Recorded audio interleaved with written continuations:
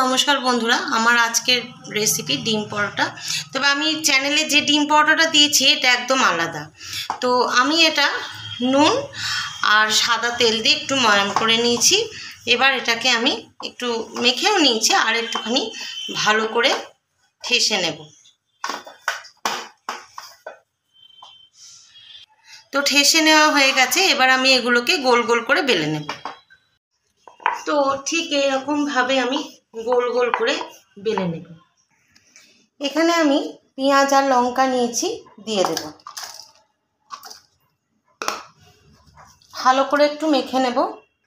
এর মধ্যে একটু নুন দিয়ে দেব, তাহলে সব মশলাটাতেই নুনটা পড়বে।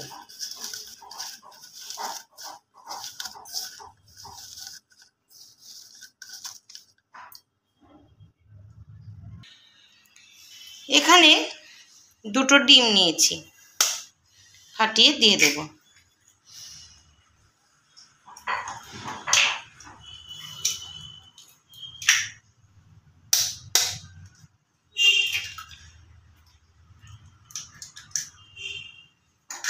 গুলে নেব।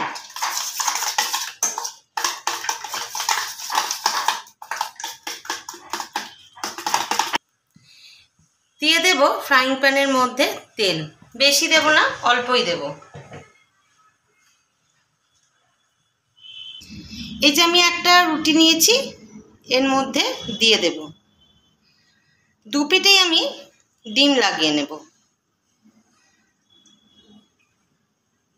এবার এটাকে আমি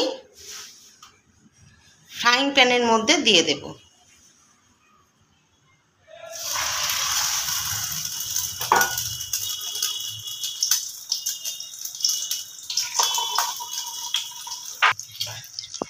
এবার এর মধ্যে একটু এই যে পেঁয়াজ, কাঁচা লঙ্কা, ডিমের যে মিশ্রণ, ওটা একটুখানি আমি দিয়ে দেব।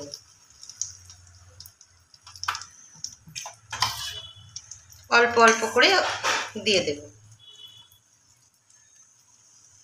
গ্যাসটা একটু বাড়িয়ে দেব।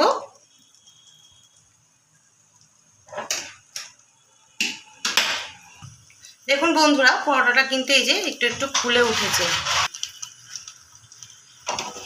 এটাকে আমি উল্টে দেব। আমি এই পাশেও একটু ডিম দিয়ে দেব, দুপাশেই দেব।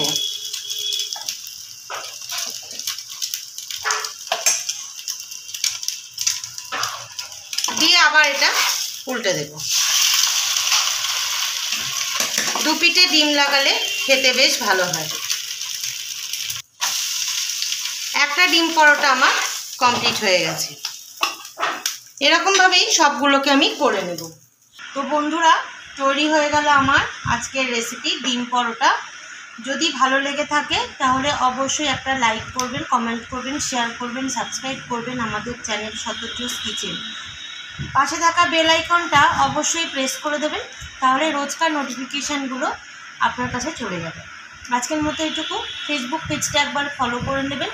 যদি কোনো রিকোয়েস্টেড ভিডিও থাকে তাহলে আমাকে কমেন্ট বক্সে জানাবেন। আজকের মতো যাচ্ছি, দেখা হবে নতুন কোনো রেসিপি নিয়ে। নমস্কার।